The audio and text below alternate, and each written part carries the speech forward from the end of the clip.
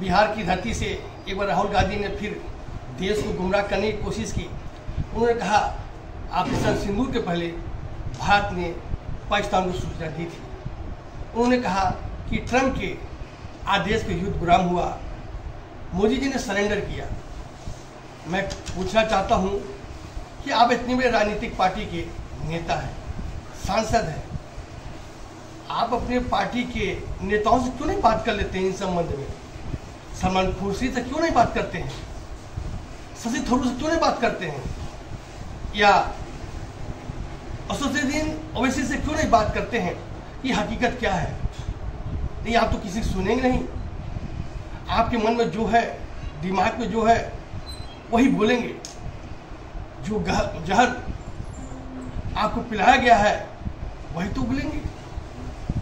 मालूम हो जाइए, भारत ने स्पष्ट कर दिया है, हमले के बाद ये भारत की जिम्मेदारी बनती थी कि पाकिस्तान को चेता दे, बता दे कि हमला न सैन्य ठिकानों किया गया था, न सिविलियन पे किया गया था, हमला केवल आतंकवादी ठिकानों किया गया था। मेरा युद्ध समाप्त हुआ, मेरा ऑपरेशन समाप्त हुआ। अगर आप कोई इसके विपरीत कार्य करेंगे तो हम प्रत्युत्तर जरूर देंगे। एक बात। दूसरी बात, ये जग जाहिर है कि पाकिस्तान 3 दिन बाद भारत से बात करता है, युद्ध विराम करने के लिए पहल करता है, भारत मान लेता है।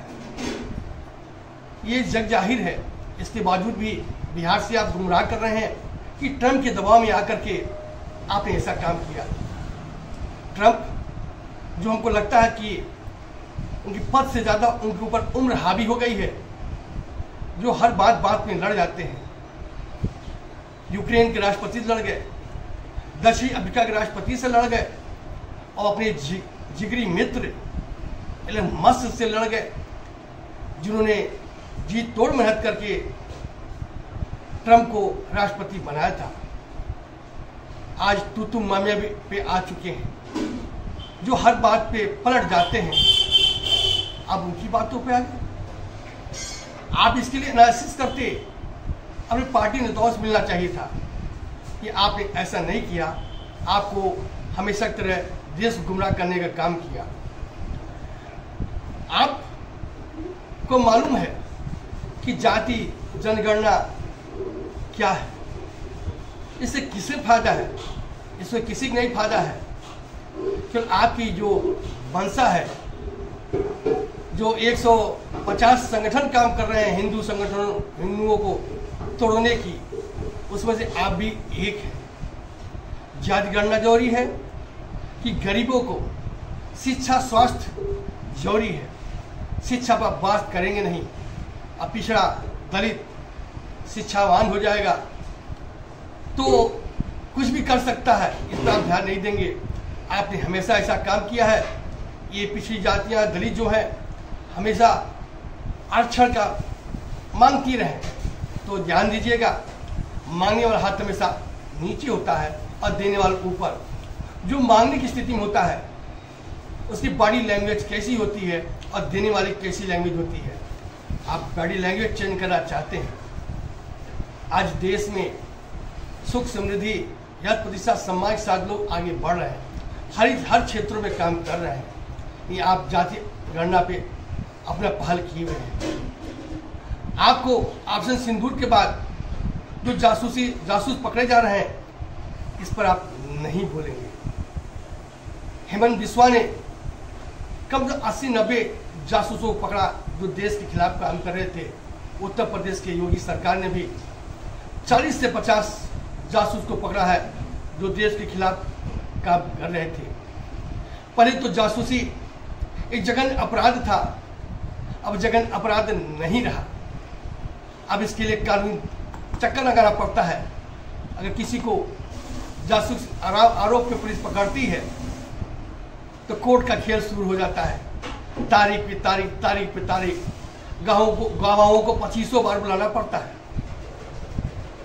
और गवाह मिलते भी नहीं हैं।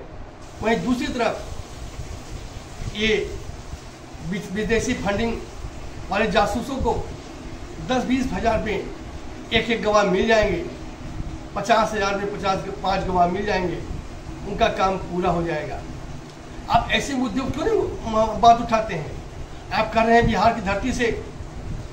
मैं एक्सरे कर रहा हूँ, MRI कर रहा हूँ, क्या कर रहे हैं? ऐसे कुछ संगठन है हिंदुस्तान को तोड़ने के लिए काम कर रहे हैं, उसमें से आप भी न बने। आपकी भी नैतिक जिम्मेदारी होती है। आपने तो अभी तक नहीं बताया राजीव गांधी फाउंडेशन में जो घोटाला हुआ कि नहीं हुआ, उस पर नहीं बोलते हैं आप। नस्ल हैरान मामले पे नहीं बोलते हैं, चीन से मिले चंदे की बात नहीं करते हैं।